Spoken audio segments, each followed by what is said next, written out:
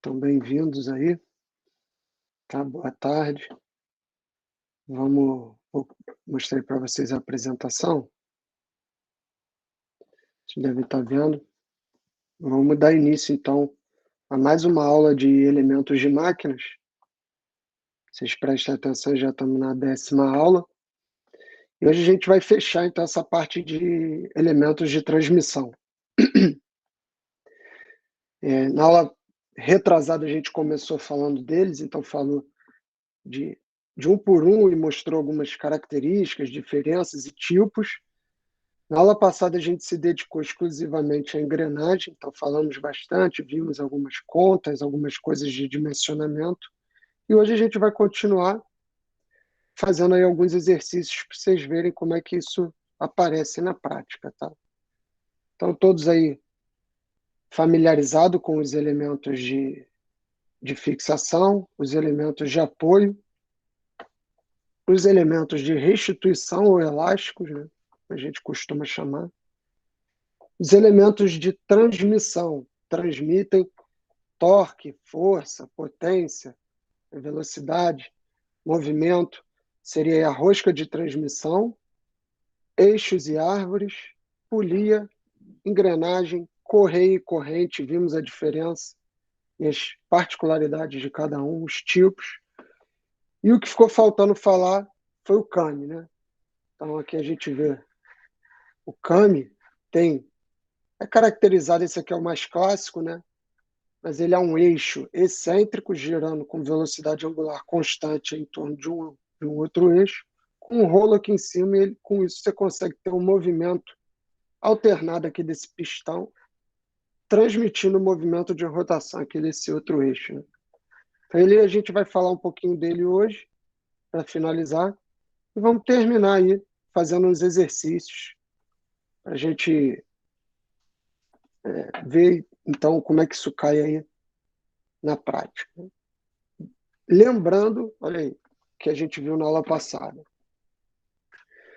que engrenagens podem trabalhar, então, acopladas ao mesmo eixo, quando a gente vê, ó, tem várias engrenagens, 1, 2, 3 engrenagens, todas elas acopladas ao mesmo eixo. Então, nesse caso aqui, a gente viu que é o modelo frango de padaria e que elas vão ter a mesma velocidade angular, ou seja, elas completam 360 graus no mesmo intervalo de tempo, vamos assim dizer. E isso daí vai ser importante para a gente fazer as contas. Elas podem trabalhar também acopladas a eixos diferentes. Repara que aqui, nessa primeira, você teria um eixo que passaria por aqui, né? Onde essa está acoplada, e outro aqui assim. Aqui diferente, né? Mas semelhante. Então, assim, né? Tudo bem? Então, vocês veem aí. Agora, elas estão acopladas a eixos diferentes. No entanto, nesse primeiro caso aqui, esse primeiro caso é um caso onde elas estão acopladas por uma corrente, enquanto que no segundo caso elas estão acopladas entre si, né, aqui por contato entre as engrenagens mesmo. Então, 4 engrenagens, 2 e 2, mas acopladas de maneiras diferentes. O interessante é que aqui elas giram no mesmo sentido, então essa engrenagem aqui vai estar girando nesse sentido, essa daqui vai estar girando nesse sentido também, né? Sim. E aqui elas têm que girar em sentidos opostos para poder engrenarem. Isso a gente viu. Elas vão ter, coincidente aí, a mesma, ambos trabalhando no mesmo tipo, elas vão ter a mesma velocidade linear, ou seja, o mesmo V. A gente falou bem disso na aula passada também. Quando a gente pega um caso, por exemplo, esse primeiro, a gente pode chamar um elemento de motor e outro de movido, então o motor ou motriz. No caso da bicicleta, seria aqui, né? E esse daqui é o movido. E a gente costuma chamar, quando tem um maior, a gente chama de coroa, e um menor a gente chama de pinhão. Falou disso na aula passada também. Então, vai ser o elemento, nesse caso aqui, vamos supor, esse é o motor, e esse é o movido. Nada impede que eu inverta essa relação aí, né? Passe a atuar agora no pinhão, E aí eu vou ter o pinhão como motor e a coroa como motriz. E aí a relação de transmissão vai inverter. A gente viu, ó, grava essa equação, ela é muito importante, a gente vai usar ela bastante a partir de agora, V igual a ômega R, onde V é a velocidade linear, ômega é a velocidade angular e R é o raio da engrenagem ou da polia, né? Seria essa cota aqui, tá? E a relação de transmissão vai ser o movido sobre o motor.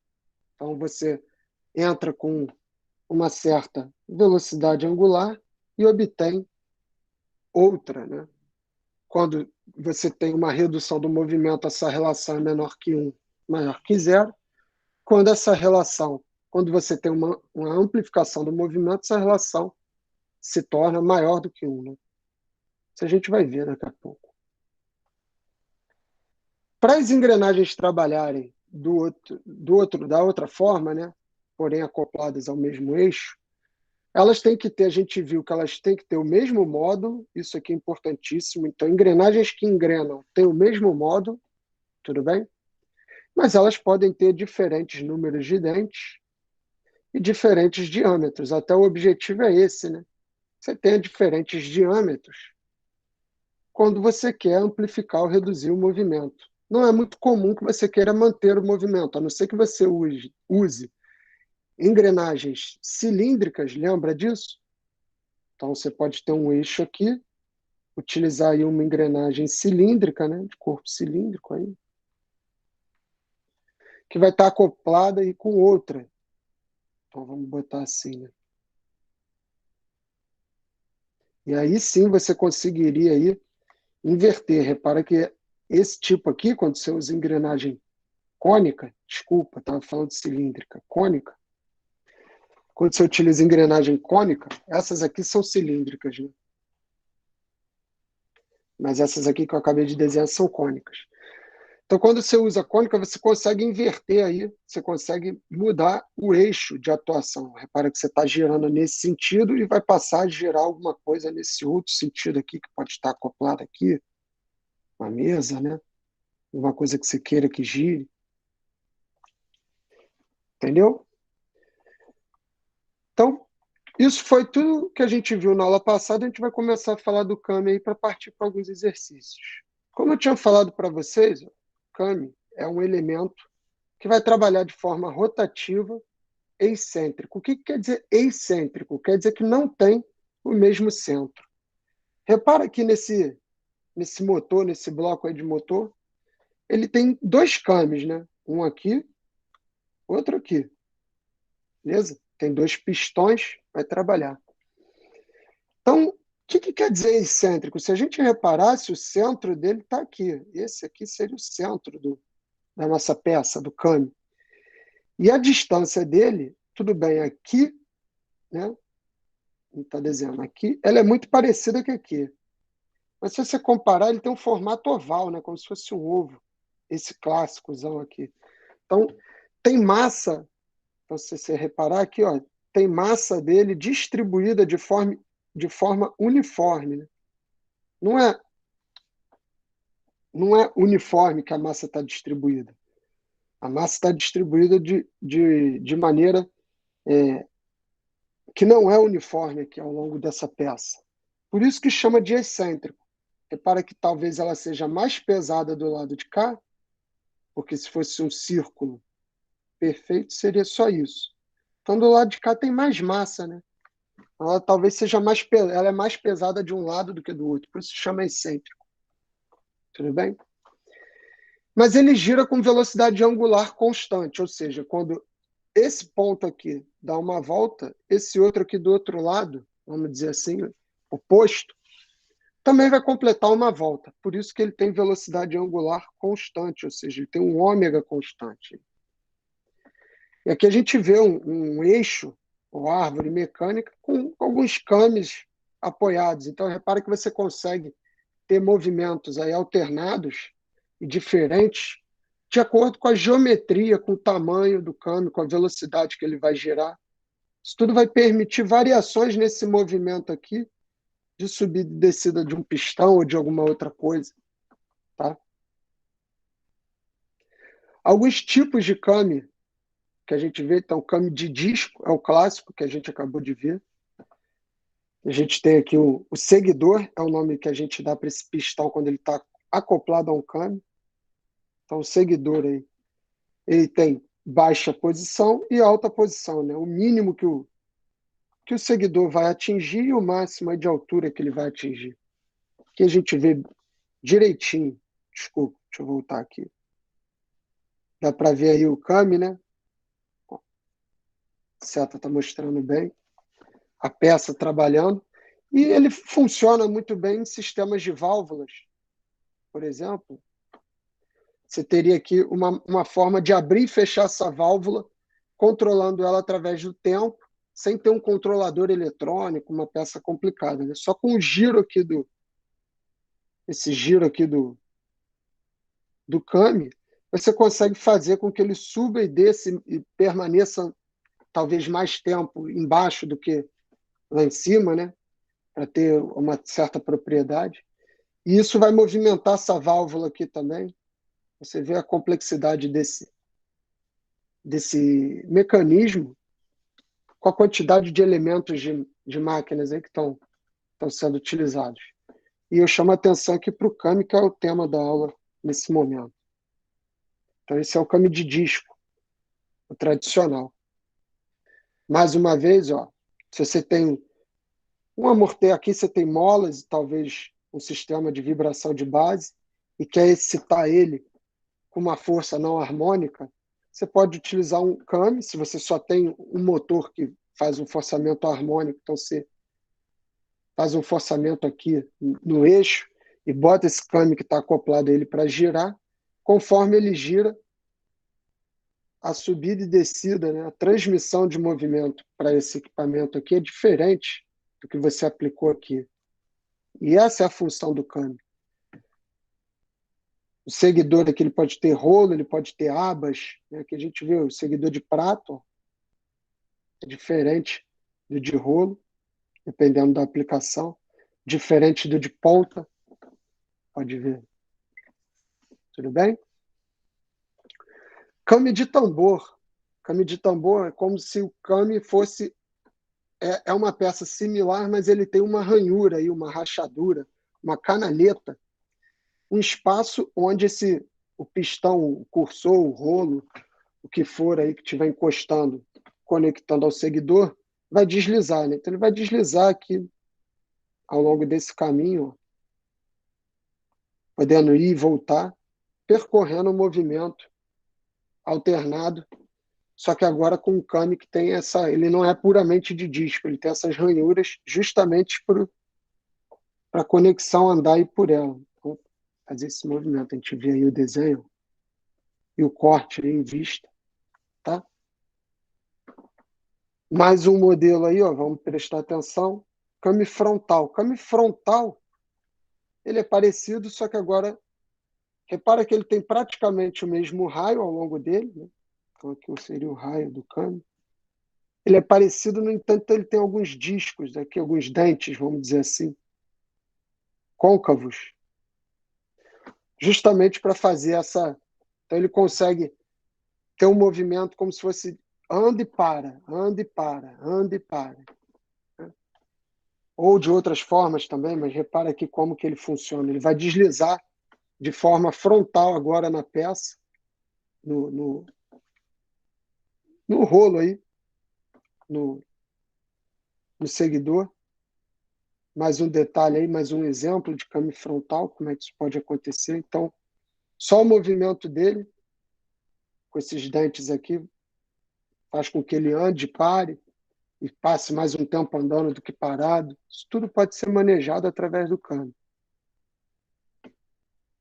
Então, lembrando que você não precisa ter um motor complexo que vai fazer essa atuação aí, que vai girar com essa frequência, com essa velocidade aí que você está querendo. Você pode ter um motor qualquer e projetar um kami para trabalhar ali e fazer esse movimento que você está querendo.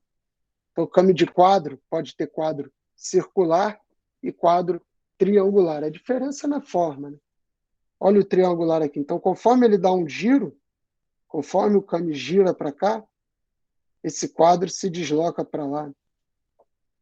Vocês poderiam imaginar assim. Isso aqui é a mesma coisa, conforme o kame gira, o quadro se desloca nesse sentido aqui. Kame de palminha é conhecido aí como um equipamento até rudimentar e antigo, mas ainda muito utilizado. Então você tem aí o de martelo, clássico, e o de pilão, acho que fica bem intuitivo. O de pilão seria utilizado antigamente para pilar, hoje em dia para bate-estaca, para fincar alguma coisa no chão, para estampagem, conformação mecânica. Você teria uma peça aqui ou alguma coisa que você queira pilar, então vamos supor o café, alguma coisa assim.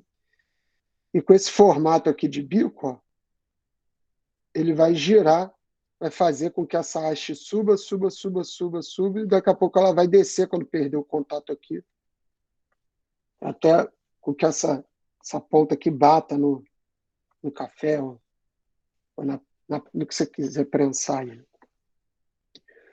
O movimento é circular contínuo, então você tem o movimento do motor aí que está girando de forma circular e contínua, para o movimento intermitente de queda. No caso do pilão, de martelo, aqui você coloca mais algumas orelhas aí no kame, e ele vai ficar ali batendo, né? Martelando essa outra peça aqui, ou conformando ela mecanicamente, através do choque aqui dessa outra peça. Isso tudo governado pelo kame, por essas orelhas. Tudo bem? Como que projeta o kame, né? Como é que funciona aí um pouquinho o começo aí da projeção de, de contas e o que a gente poderia fazer com o kame, né? A gente viu que o kame ele é uma, uma forma que a gente poderia dizer um feijão, uma batata, né? Então ele é excêntrico, ele tem mais massa de um lado do que do outro, por aí vai. A distribuição de massa dele não é uniforme. O que eles fizeram? Eles fizeram o seguinte, eles pegaram aqui o ponto 1, o ponto 0, como você queira chamar, ponto de início, que é o ponto mais baixo, aí, vamos dizer, do kame, e traçaram o raio. Então, ok. Traçaram lá o raio. Tá aí. Tá aqui traçado. Com esse raio, ele traçou um círculo que ora vai divergir, né? Vai começar a divergir, então você vê que aqui fica um pouco maior, mais longe, né? Mas ele foi traçando, foi traçando, foi traçando até completar. E foi chamando esses pontos de quê? De um linha, 2, então, no círculo, 2 linha. Você vê que o 2 e o 2 linha praticamente coincidem, né? O 1 e o linha coincidentes. Aí, conforme vai se afastando, conforme isso vai girando, você vê que o 3, o 13, né? E o 13 linha são bem distantes um do outro. O 14 linha também. Por aí vai. Então, óbvio que se o kame fosse um círculo, dessa forma aqui, todos esses pontos aqui levariam, né, o mesmo tempo e o cursor ficaria na mesma altura, tudo bem? O tempo todo. Então, o ponto 2 vai levar o mesmo tempo para girar que o ponto 3, porém, o cursor não vai mudar a altura dele. Foi o que ele marcou aqui no eixo de baixo. Pegou um giro do círculo bonitinho, perfeito, e foi marcando aqui o tempo que levava até completar um giro, né? A 16, um giro. Beleza. Daí ele foi e fez a mesma coisa, agora marcando a altura. Como a velocidade angular é a mesma, né? Então aqui o ômega é igual para qualquer ponto, então o ômega é uma constante para qualquer ponto, o que vai variar é a altura. Repara que no tempo, ó, no tempo, todos os pontos têm o mesmo valor. No entanto, a altura varia conforme ele vai, né? Chegou aqui, o cursor sobe. Então, ele foi marcando aí a altura de cada ponto. E com isso você constrói, ó, a curva do Kami, vamos colocar aí, assim, né? Que ele chama de curva de Kami, para projetar um Kami. E aí você consegue determinar, através do tempo do ciclo dele, então, quando tiver meio ciclo, mais ou menos aqui, ou quando tiver 3/4 de ciclo, eu vou ter aqui essa altura e ter noção aí das linhas de posição com seus respectivos intervalos de tempo aí do Kami, né? Tá? E eles são muito utilizados em máquinas têxteis, máquinas operatrizes, comandos de válvula, como a gente viu, máquinas automáticas de embalar, armas automáticas, tudo bem? São exemplos aí. Então, você vai ter uma arma lá que precisa disparar alguma coisa muito rápido e depois travar. Então, o Kami faz esse efeito muito bem, né? Máquinas automotivas ou automáticas, você vê que a gente mostrou o bloco do motor ali. Comando de válvula, a gente comentou. Máquinas operatrizes, fresa, torre. Tudo bem? Agora, pessoal, então, se vocês não tiverem nenhuma dúvida, eu vou passar aqui para os exercícios, então, para a gente começar a fazer. Tá legal? Vamos então, analisar esse exercício aí, o primeiro, para a gente começar.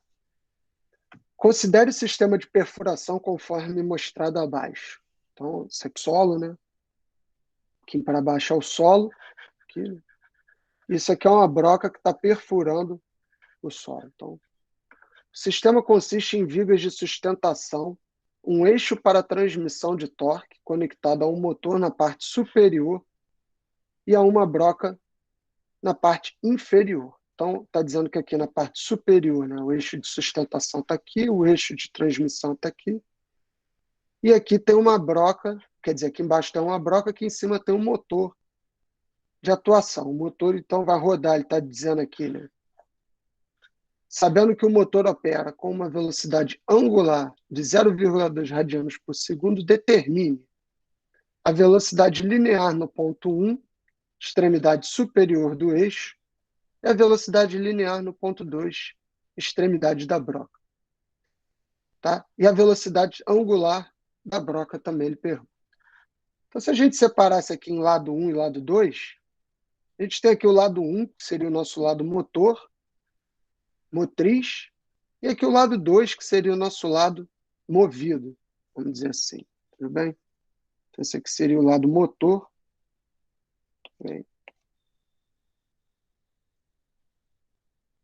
Esse aqui seria o lado movido.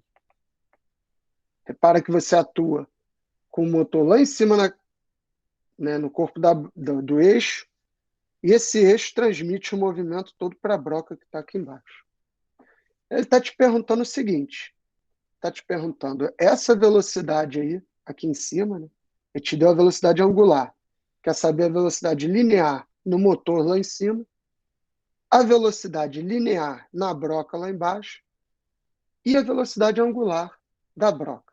Tudo bem? Vamos pensar. Aqui é como se a gente tivesse, tá? Como se a gente tivesse aquele sistema de duas polias, né? Ou duas engrenagens. Uma presa aqui e outra presa aqui embaixo.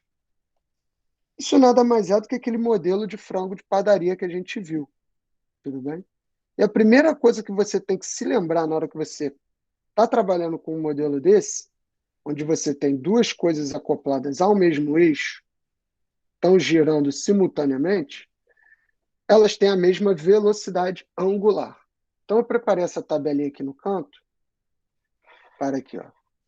Você pode ver que é o que ele está perguntando, né? Velocidade no lado 1, linear, velocidade linear no lado 2 e a velocidade angular da broca. Como a gente sabe que esse modelo aqui trabalha todo mundo, né? Então, quando o motor lá em cima der uma volta, a broca aqui embaixo vai dar uma volta também. A gente sabe que ele tem a mesma velocidade angular.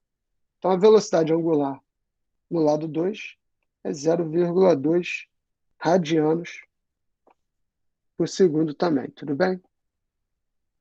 Agora a gente precisa determinar as velocidades lineares. A gente sabe, né? Lembra lá do que a gente estudou? Que V é igual a ômega R. E é isso que a gente vai utilizar para calcular as velocidades lineares nos dois pontos. Se a gente sabe que V é igual a ômega R e a gente sabe quanto é que é o ômega e sabe quanto é que é o R, é só fazer a conta, né? Então, eu vou fazer a conta para o lado 1, tá? Lado 1, ele está me dizendo aí, ó, V1 é igual a ômega 1 vezes R1. Quanto é que vai dar isso? V1 é igual a ômega 0,2 vezes 150. Cuidado que aqui está em milímetro, tá? Então, se você vai dizer em metro por segundo, tem que transformar isso aqui para metro. Beleza? Então, agora você pode fazer a conta, V igual a ômega R, multiplica aí, vai dar. Aqui é 2 sobre 10 vezes 150 vezes 10 a menos 3. Corta, corta, e fica igual a 30 vezes 10 a menos 3, que é igual a 3 vezes 10 a menos 2. Beleza?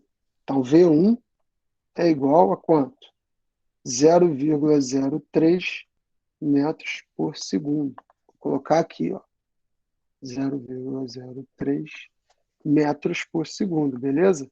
Agora eu vou fazer para o lado 2, é o que está faltando, né? Vou fazer para o lado 2. Tá? V2 é igual a ômega 2 vezes R2. O que ele me deu? V2 é igual a ômega 2, mas a gente viu que o ômega 2 é 0,2 também, né? 0,2 radianos por segundo, vezes o raio que ele indicou aqui, tá? 600 milímetros. Então, 600 para passar para metro vezes 10 a menos 3. Isso aí vai dar quanto? Isso daí vai dar 2 sobre 10 vezes 600 vezes 10 a menos 3. Simplifica. 6 com 2 dá 12, 120. Então, V2 é igual a 120 vezes 10 a menos 3.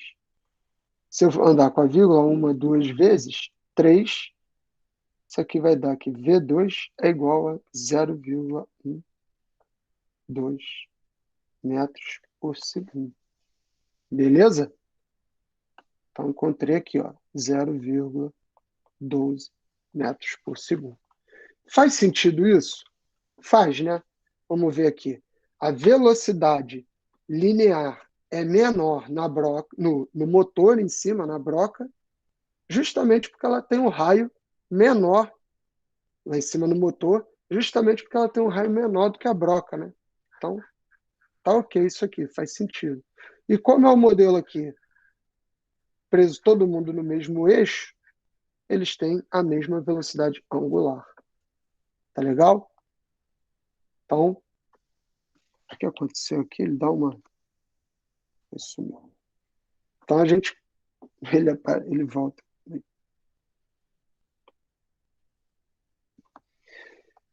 Então, a gente calculou aqui e respondeu tudo que ele pedia, tá? Vamos para a próxima aí. Ó. Suponha a conexão entre duas engrenagens conforme representado abaixo. Né? Calcule a velocidade angular do pinhão em radianos por segundo. Velocidade, né? Então ele dá aí a velocidade angular da coroa, 15 RPM, raio da coroa e raio do pinhão. Agora não é mais aquele modelo que a gente viu no caso anterior. Agora elas estão conectadas por um ponto coincidente. E nesse caso a gente viu, você tem que lembrar, a primeira coisa que você tem que saber é que elas vão ter a mesma velocidade linear, né? Exatamente aqui no ponto de encontro. Então, se elas estão girando assim, ó, nesse ponto aqui, ó, a velocidade linear V1 é igual a V2. Tudo bem? Ah, tá. Então agora a gente pode usar a mesma relação, só que de uma forma diferente, né? Para encontrar o que ele está pedindo. Vamos ver o que ele pediu aí. Ele deu a da coroa, lembrando que a coroa é a maior e o pinhão é o menor. E ele pediu para a gente encontrar, né, a velocidade angular do pinhão em radianos por segundo. Ele deu em RPM. A gente poderia fazer aqui, né? Ó, pega aquela equação V igual a ômega R. Olha ela aí de novo. Faz o quê? Isola o ômega, já que ele tem o ômega 1. Opa,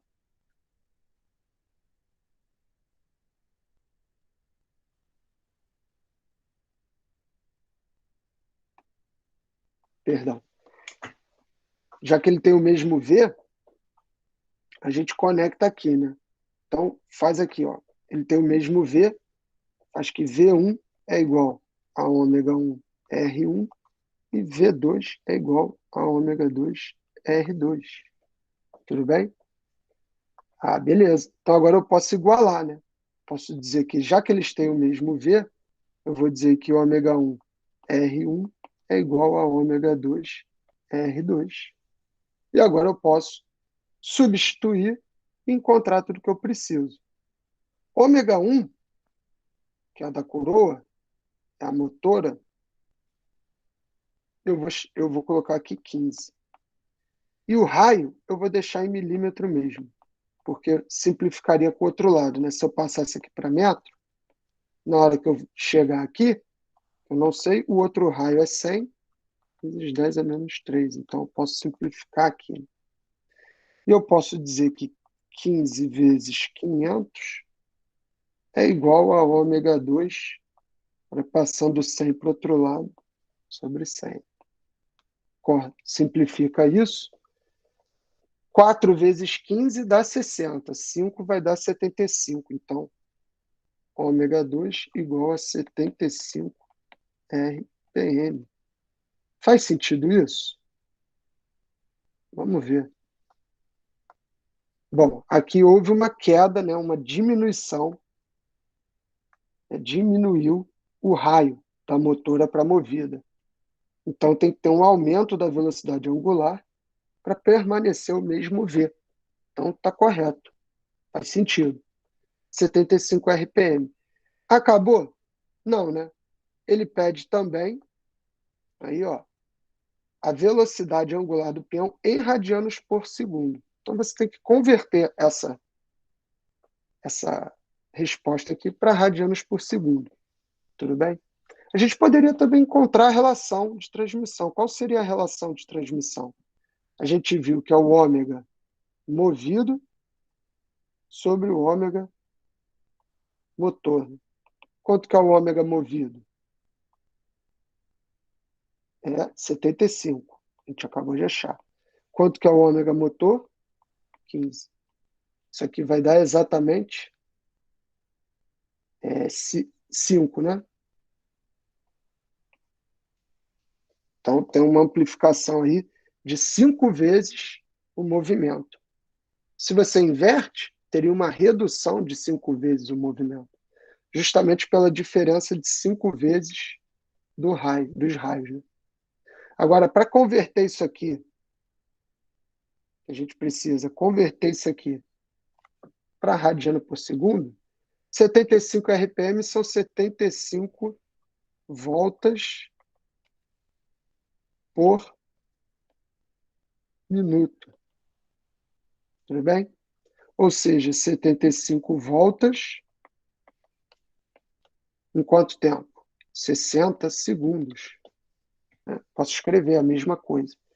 Então, se eu dividir isso aqui por 60, eu vou ter 75 sobre 60 voltas em 1 segundo. tá? E agora eu preciso converter isso para radiano, né?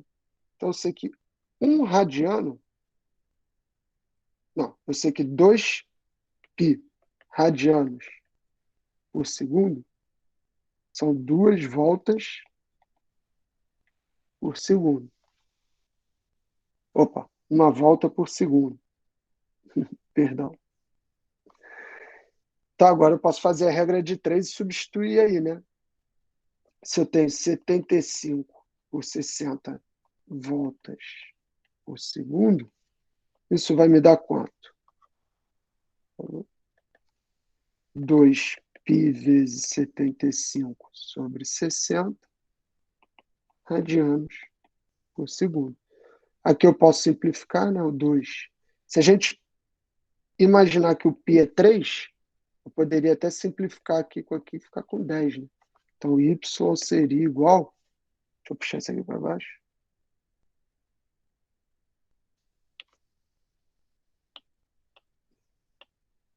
Ai, ué. Peraí.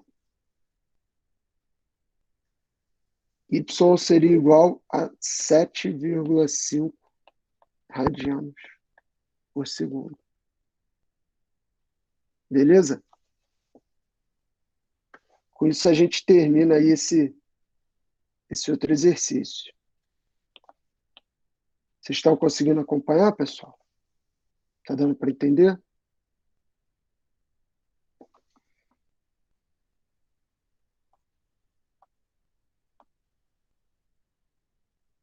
Beleza. Vou continuar aí, tá? Último exercício aí para a gente terminar, então. Vamos prestar atenção aí e finalizar. Imagine que um operador necessita levantar uma carga de 50 kg de acordo com as duas situações mostradas a seguir.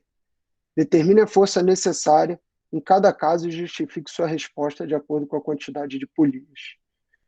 Então, ele deu essas duas situações aí e quer que o operador levante essa carga, né? Ele quer saber qual que é a força que o operador vai ter que fazer para puxar de acordo com o sistema de polias. O que a gente precisa fazer aí nada mais é do que um equilíbrio de força e concluir alguma coisa sobre a polia, né? Vamos ver. No primeiro caso, se a gente tivesse aqui um diagrama de corpo livre do elemento, ele diz que tem aí 50 quilos, né? Então a gente teria aqui um peso igual a massa vezes gravidade.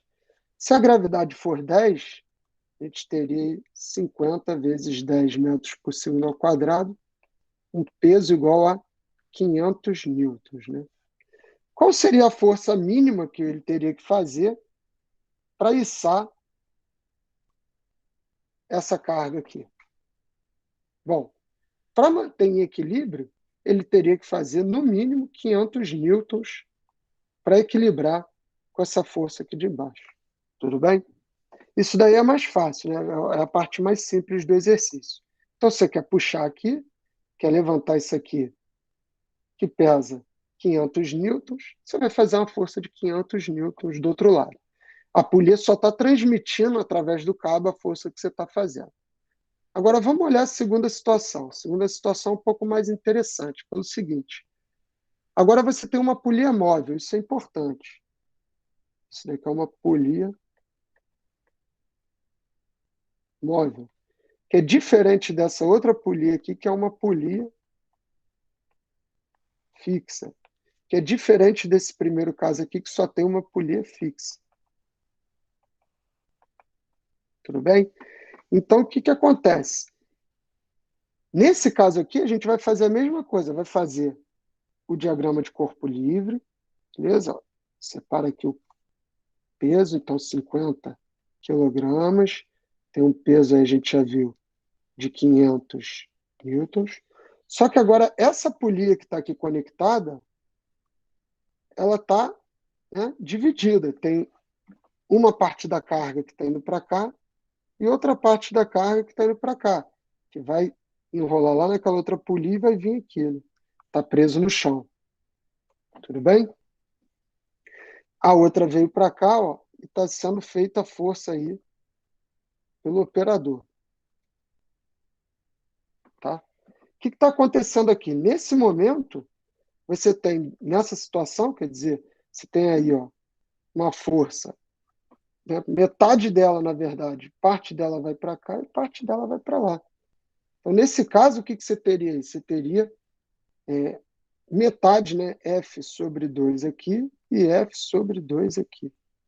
Então, a resposta nesse caso, no primeiro caso, ele teria que fazer uma força de 500 newtons. E aqui, como é F sobre 2, seria 500 sobre 2, ou seja, 250 newtons. Beleza? Então, essa que é a diferença. Quando você tem uma polia móvel, ela acaba que divide a carga por dois, porque uma parte dela vai estar sendo puxada e outra parte dela vai estar fixa. Isso que eu queria que vocês notassem e prestassem atenção nesse exercício aqui de polias. Sempre que você tiver uma polia móvel, ela vai estar dividindo a carga por dois. Então, se por acaso você tivesse essa polia aqui com esse cabo preso e mais uma polia móvel, aí, ou seja, duas polias móveis, você teria a carga dividida por quatro. E assim sucessivamente. Tudo bem? Beleza, galera?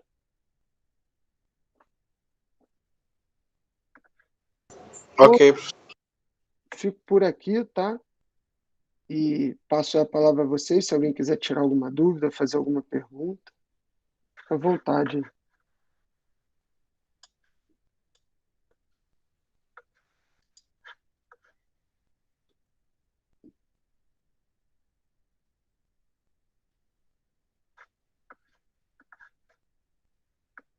Então, beleza, galera. Um abraço aí para vocês, tá? Fiquem com Deus e tentem acompanhar aí, ver como é que faz os exercícios, refazer, entender direitinho para se preparar aí para avaliação. Falou? Um abraço. Valeu, gente. Bom fim de semana aí.